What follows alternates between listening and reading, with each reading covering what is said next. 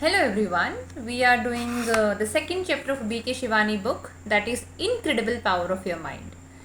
Already हम first chapter cover कर चुके हैं and I am so thankful कि वो आपको इतना पसंद आया. इस चैप्टर की जो सबसे खास बात ये है, something which is very scientific in nature, कि ये आपको लेयर बाय लेयर खुद को खोलना सिखाता है. फॉर एग्जाम्पल, इसमें बताया गया है कि हमको ना 4 प्रकार के थॉट्स आते हैं, यानी ओवरऑल जितनी भी हमको थॉट्स आते हैं उनको हम 4 कैटेगरीज में डिफाइन कर सकते हैं. सबसे पहले होते हैं प्योर थॉट्स, उसके बाद होते हैं न्यूट्रल, उसके बाद होते हैं टॉक्सिक और उसके बाद होते हैं वेस्टफुल. प्योर थॉट्स होते हैं, फॉर एग्जाम्पल अभी आप फील करिए पीस, शांति, gratitude, I am thankful having a healthy body, having the cognitive skills, being grateful for the resources right now you are having mobile and data, your parents and financial resources. So being grateful, having compassion for the living beings and the people around you. So these are the high vibrational thoughts और high vibrational energy. ये ना free from expectations होती हैं, मतलब इसमें आप किसी से expect नहीं कर रहे होते हो कि कोई हमको कुछ दे दे, नहीं. So these are the pure thoughts, and if you are thinking on these lines, अगर आप इन इमोशंस को बार बार जीते हैं, फॉर एग्जाम्पल जब हम सुबह मॉर्निंग में मेडिटेशन में बैठते हैं तो हम इस तरह की अफर्मेशंस करते हैं बार बार, that I am a powerful soul, I am love in myself, I am fulfilled, I am having gratitude पे करना. तो ये आपको ना एक फुलफिलिंग फीलिंग देते हैं खुद के अंदर. So these are the pure thoughts. उसके बाद होती है न्यूट्रल थॉट्स. न्यूट्रल ना तो आपकी एनर्जी को डिप्लीट करती है ना रेप्लेनिश करती है, ये बस न्यूट्रल सी होती है. फॉर एग्जांपल तुमने खाना खाया क्या, तुम कहाँ जा रहे हो, क्या कर रहे हो, वो काम कैसे किया तुमने, normal conversational thing, neither positive neither negative, जो हम अपनी लाइफ में कर रहे होते हैं. These kind of a thoughts basically एक तरीके का कम्युनिकेशन इस्टेब्लिश करने के लिए, जो एक ब्रिज इस्टेब्लिश करने के लिए जो नॉर्मल बातचीत करते हैं. So these are the neutral thoughts. फिर आती है टॉक्सिक थॉट्स. टॉक्सिक में क्या होता है, उसने ऐसा क्यों किया, वो ऐसी क्यों है, she is so bad, being jealous, being driven bye ego, कि मैं तो ये काम बिल्कुल भी ना करूं. बीइंग जेलस कि यार उसमें ऐसी तो कोई बात है नहीं, सक्सेस कैसे हो गई वो, या सक्सेस कैसे हो गया वो. Being driven by a very egoistic feeling कि मैं ही सब कुछ हूँ. So these are very toxic thing. दूसरे इंसान को इमोशनली मैनिपुलेट करना या फिर बहुत कंट्रोलिंग होना. So these kind of feelings, these kind of thoughts, तो ये दी टॉक्सिक थॉट्स होती हैं. यानी हम जब जिनको बोलते हैं ना कि यार इस इंसान की ना वाइब्रेशंस अच्छी नहीं है, इट्स मीन जो उसकी थॉट्स हैं, जिस थॉट को वो बार बार अपने मन में ला रहा है, वो थॉट ही अपने आप में टॉक्सिक है, और थॉट के बाद ही फीलिंग जनरेट होती है. तो उस इंसान के मन में पहले एक टॉक्सिक थॉट आई होगी, यानी उसको सोचा होगा कि मैं तो हायर पेडेस्टल पर हूँ, मैं तो एक ऊंचे पायदान पर हूँ और ये इंसान तो मुझसे छोटा है. तो वो आपको ऐसे ही छोटा महसूस कराएगा. तो पहले इसके मन में थॉट आया, ये थॉट आने के बाद उसके मन में फीलिंग आई, उसने फिर ऐसे ही एक्शन लिए और इसी एक्शन के बेस पर उसने बिहेव भी ऐसे ही किया. तो अब इस इंसान को बी लिटिल फील होगा, छोटा फील होगा. तो जब हम किसी इंसान को टॉक्सिक बोल रहे होते हैं ना, बेसिकली टॉक्सिक उसकी थॉट होती है जो उसने सोची है. तो एक पहला क्या था, प्योर थॉट्स था, दूसरा क्या था, न्यूट्रल था, तीसरा है toxic, and the fourth is wasteful. Wasteful का मतलब है कि you are constantly thinking about those event, those situation, those people जो आपके कंट्रोल में है ही नहीं. फॉर एग्जाम्पल मेरा एडमिशन उस कॉलेज में नहीं हुआ तो, ये काम ऐसे नहीं हुआ तो, मेरा सिलेक्शन नहीं हुआ तो, मेरी नौकरी नहीं लगी तो, शादी के बाद वो इंसान ऐसा निकला तो. It's mean you are so speculative. Either you are living in future, either you are ruminating about past. और as per the scientific studies हमारी जो 85% थॉट्स होती हैं वो वेस्टफुल होती हैं, as per this book, as per Shivani दीदी and the some scientific research, कि हमारी 85% थॉट्स वेस्ट होती हैं अगर आप कॉन्शियस नहीं हो तो, इस बारे में अवेयर नहीं हो तो. क्योंकि या तो आप पास्ट के बारे में सोचते रहेंगे, परेशान होते रहेंगे कि मैं पास में पढ़ नहीं पाई, उसने ऐसा बिहेव किया, मम्मी ने ये बोला, या फिर मेरी मदर इन लॉ ने ऐसे बोला, हस्बैंड को ऐसे बिहेव नहीं करना चाहिए था, या मेरे बॉयफ्रेंड ने ऐसा किया। It's mean you are constantly thinking about something जो आपकी एनर्जीज को डेप्लीट कर रहा है, आपको लो फील करा रहा है, but you are not that much aware, आप उसी लूप में फंसे हुए हो। Either you will thinking about future, क्या होगा, कैसे होगा, कैसे नहीं होगा। और यू नो वन थिंग, चिंता करने में बहुत एनर्जी लगती है। अगर आपको लगता है ना कि मान लो आपके घर में कोई इंसान है और वो परेशान है, तो आप बड़े उसको ताने मार रहे होंगे कि तू सुबह से शाम करता ही क्या है, पढ़ाई तो रहता है, तो तू किस चीज़ में थक गया, या तेरा ये काम करने का मन क्यों नहीं है। वास्तविकता ये है कि वो इंसान इतने थॉट के लूप में फंस गया है, इतना अनप्रिडिक्टेबल इवेंट के बारे में सोच रहा है, उसको कोई रास्ता नज़र नहीं आ रहा है। यहाँ पे फोग इकट्ठा हो गया, मेंटल फोग। जैसे कि सर्दियों के मौसम में जब कार के आगे वाले शीशे के ऊपर बहुत धुंध जम जाती है ना, कुछ दिखाई नहीं देता है, वैसा ही है। तो वो इंसान इतना परेशान है, वो इतना क्लोग्ड है कि आप जो उसको बोल रहे हो ना कि उसने सुबह से कुछ नहीं किया, शाम से कुछ नहीं किया, या कुछ नहीं करता रहता, बस पढ़ा रहता है, पढ़ा रहता है, भाई वो परेशान है, बस आपको नहीं दिख रहा है। हाँ, और कोई भी इंसान जानबूझकर ऐसे थॉट में नहीं फंसता है, ऐसे नहीं, वो मतलब ऐसे एजेंडा लेकर नहीं बैठता है कि भाई मैं तो वेस्ट वाली थॉट सोचूंगा, ऐसे कोई नहीं करता है। ये बस एक लूप होता है, हम अनकॉन्शियस होते हैं, या हमको किसी ने सिखाया नहीं, हमको चाइल्डहुड में नहीं सिखाया कि सोचना कैसे है। सब ट्रिग्नोमेट्री सिखा रहे थे, साइंस सिखा रहे थे, सोशल साइंस सिखा रहे थे, ज्योग्राफी सिखा रहे थे, कॉलेज में भी कुछ ऐसा ही चल रहा था, कॉम्पिटिटिव एग्जाम में भी ऐसा ही चल रहा है। ऐसी तो कभी क्लास ही नहीं हुई कि सोचना कैसे है। और सारा काम यहीं से शुरू होता है, पढ़ना लिखना, अपना हेल्थ देखना, रिलेशनशिप देखना, अपनी मनी को देखना, अपने करियर को देखना। All the areas are driven by the thought, driven by mind, लेकिन किसी ने सोचना तो बताया ही नहीं कि करना कैसे है। तो फर्स्ट ऑफ ऑल ना, we will have an awareness, कि हम एक अवेयरनेस रखेंगे कि ना 4 तरीके की थॉट्स होती है, अब हमको पता चल गई। तो हम कभी कभी ना ऐसे जब सुबह मेडिटेशन में भी बैठते हैं, या फिर दिन में भी हम अगर कोई काम कर रहे हैं, तो वी विल बी अवेयर, अपनी तरफ अवेयर रहेंगे कि just pause, take a deep breath, and after the pause just look at yourself कि आप क्या सोच रहे थे, पिछले आधे घंटे से क्या सोच रहे थे, what you are thinking from the last half an hour. जब आपको ना बहुत ऐसा लगता है ना कि बस पड़े रहने का मन है, पढ़ाई करने का मन नहीं है, घर का काम करने का मन नहीं है, बहुत रेजिस्टेंस फील हो रहा है, क्या हो रहा है, फील हो रहा है, emphasizing on this word feel. तो ना हम लोग हैं ना सिर्फ फीलिंग के ऊपर ही एम्फेसाइज करते हैं कि मुझे सैड फील हो रहा है, मुझे बोर फील हो रहा है, मुझे लो फील हो रहा है। हम फीलिंग को इतना एम्फेसाइज करते हैं कि हम ये भूल जाते हैं कि फीलिंग कहाँ से जनरेट होती है, थॉट से।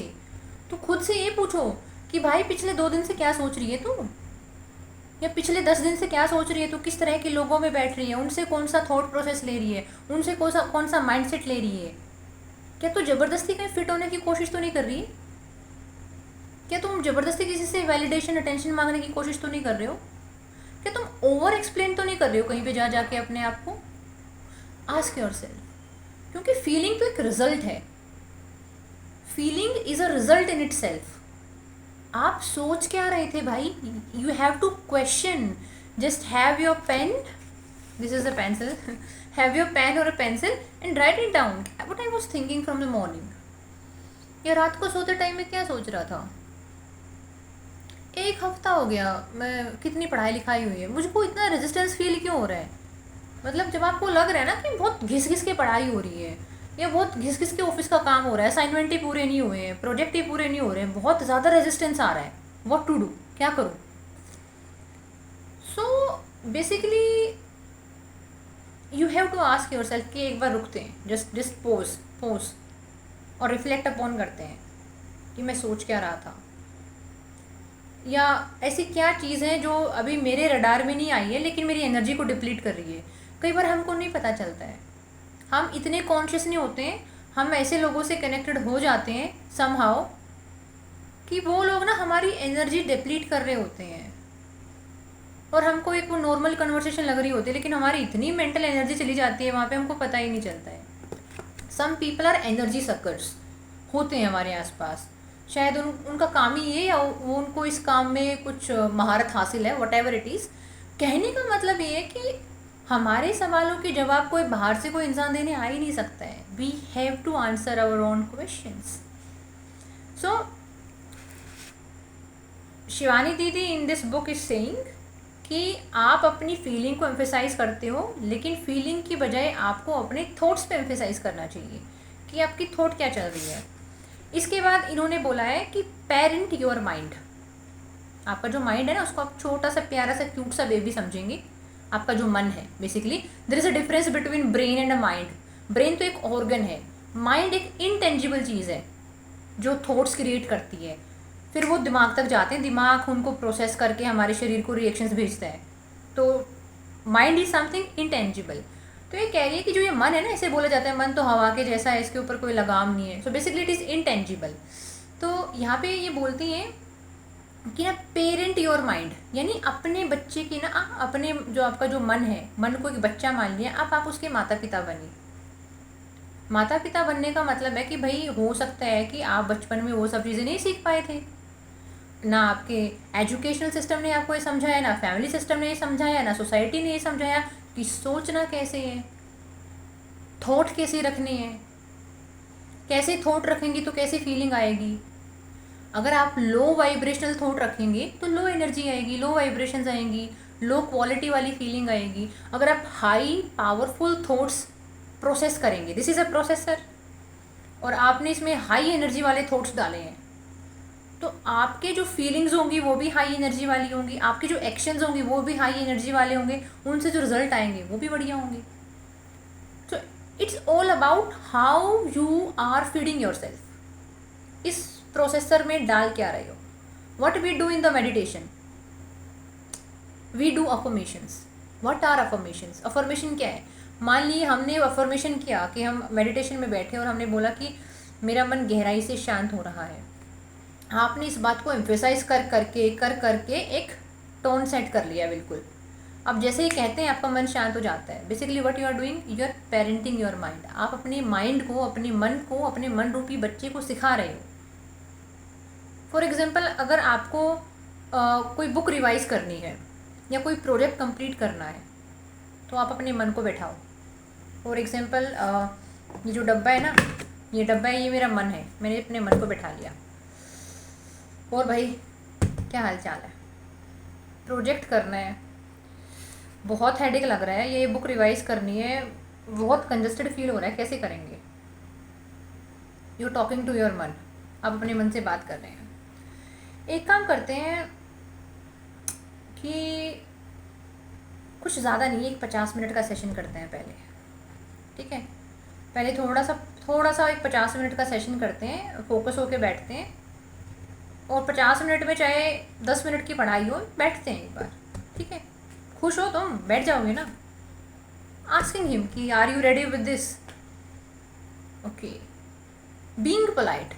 आपको प्यार तो करना है, इसको प्यार से समझाना है, क्योंकि काम तो सारे इसी से निकलवाने हैं, क्योंकि तो एक चाइल्ड है, ये तो एक बच्चा है, तो काम तो सारे आपको इसी से निकलवाने हैं। But you have to be very assertive, यानी अपने आप को इसके ऊपर असर्ट करना होगा, इसको बार बार प्यार से समझाना होगा कि अच्छा, एक काम करते हैं, एक 10 या 15% ऑफ जो टास्क है ना अपने प्रोजेक्ट का, कोई शीट बनानी है, कोई क्लाइंट को मेल्स करने हैं, सिर्फ है ना, एक काम करते हैं, उसका कुछ 10 या 15% पहले करते हैं थोड़ा सा, फिर आराम से बैठकर एक कॉफ़ी या चाय का कप लेंगे और फिर आराम से बैठ के देखेंगे कि आगे क्या करेंगे। हैविंग दिस सेल्फ टॉक, क्योंकि अगर इसको पटाना है ना तो प्यार वाली सेल्फ टॉक करनी पड़ेगी। छोटा सा काम कर लेते हैं, फिर थोड़ा ब्रेक ले लेंगे, फिर थोड़ा सा काम करेंगे, फिर ब्रेक ले लेंगे। मतलब ऐसे बात करना, मान लो आपका सच में आपका एक 5 साल का बेटा या बेटी हो और उससे आपको होमवर्क निकलवाना है, तो आप इसको क्या बोलोगे? बेटा बहुत आसान है, थोड़ा सा करते हैं, आधा घंटा करते हैं, 1 घंटा मतलब आधा घंटा या 20 मिनट करते हैं, फिर उसके बाद है ना अपन चॉकलेट खाएंगे या ये काम करेंगे, वो काम करेंगे। Being engaging with your self, खुद को डायरेक्शन देना। आप नहीं कर सकते हो ये आप अगर बहुत मोटिवेशन वाली वीडियो देख कर आ गए हो ना, तो आप पता है क्या कर रहे हो, आप बेसिकली एक डंडा लेकर आ गए हो और इसकी पिटाई कर रहे हो कि 10 घंटे पढ़ना है, 10 घंटे पढ़ना है, और हम तो दुनिया बदल देंगे, दुनिया हिला देंगे। You are doing this. एक दिन 2 दिन मान लेगा ये, तीसरे दिन ये विद्रोह कर देगा कि तुम्हारा जो मन कर रहा है वो उखाड़ दो, मैं नहीं करूँगा। ये नाराज़ होके बैठ जाएगा। फिर पता आप क्या क्या कहोगे, यार मेरे को अंदर से फीलिंग ही नहीं आ रही पढ़ने की, मेरा मन ही नहीं कर रहा, मेरा काम ही नहीं कर, मेरे को ऑफिस जाने का मन ही नहीं है, मेरे को नहीं जाना office. You will say this. So basically आपको ना इसको बहुत प्यार से ट्रीट करना है, इसका पेरेंट बनना है, that is the main thing. और वो कैसे होता है, वो होता है एक सेल्फ टॉक करके, अपने काम को छोटे छोटे हिस्सों में डिवाइड करके, ताकि इसको आसान लगे। मैं आपको एक एग्जांपल देती हूँ। There was a one participant, और वो बहुत परेशान थी जब उसने मेडिटेशन का एक सेशन शुरू किया। तो उस टाइम पे ना, जब मैं उनको ये अफर्मेशन कराती थी ना कि मेरा मन गहराई से शांत है, मेरा मन गहराई से साफ है, मेरे मन के एक एक कोने में रोशनी है, तो उसने मेरे को आके बोला कि मैम मेरे को ना ये जचता नहीं है, मेरे को तो फीलिंग ही नहीं आती है, मेरे को पता है मेरे मन में कितना क्लटर है, मेरी कितनी फोर्स के साथ मेरे को थॉट्स आती हैं, मेरे को कितना एंजाइटी रहता है, मैं कितनी ओवर थिंकिंग करती हूँ, तो मेरे को तो फीलिंग ही नहीं आती जब मैं ये बोलती हूँ कि मेरा मन गहराई से साफ़ है, गहराई से शांत है। देन हमने उसके लिए अफर्मेशन चेंज करी। फिर हम क्लास में क्या अफर्मेशन करते थे, मेरा मन गहराई से शांत हो रहा है, मेरा मन गहराई से साफ हो रहा है, मेरे मन के एक एक कोने में रोशनी आ रही है। We were doing this. वो रिलेट कर पाई। अब उसने फिर ये अफर्मेशन चालू किया। फिर हमने मुश्किल से 9 या 10 दिन इस तरह की अफर्मेशन करी होंगी, मॉर्निंग में और इवनिंग के मेडिटेशन में। उसके बाद ये कहती है कि ना अब मेरे को खुन्नस होती है जब ये बोलते हो ना कि हो रही है, नहीं, अब मेरे को ये बोलना है कि मैं शांत हूँ, मेरे को ये बोलना है। And we are doing this, basically being relevant. ये जो बच्चा है ना, ये बच्चा है, इसके साथ रिलेवेंट फील करना है। इसको आप 4 दिन तक 5 दिन तक ज़बरदस्ती कर लोगे, लेकिन इसके साथ एक बढ़िया रिश्ता नहीं बनाओगे ना, प्यार वाला। और एक बार आपने इसके साथ प्यार वाला रिश्ता बना लिया, इसको समझ लिया, आपको पता चल गया कौन सी थॉट डालनी है, थॉट के बाद कौन सी फीलिंग आएगी, फीलिंग के बाद एक्शन और बिहेवियर अपने आप आ जाएंगे। बेसिकली आपको थॉट के लेवल पे काम करना है, तो इसके साथ आपका एक अच्छा रिश्ता डेवलप हो जाएगा। And once you develop a अच्छा रिश्ता, आपके लिए कोई काम निकलवाना बड़ी बात है ही नहीं, फिर ये आपके साथ चलेगा। आज तक क्या है, आप अगेंस्ट में रहे हो, फिर क्या रहेंगे, आप साथ मिलके काम करेंगे। So basically parent your mind, so nurturing your child. So this is your second chapter of VK Shivani, and soon we will bring the third chapter. Radhe Radhe.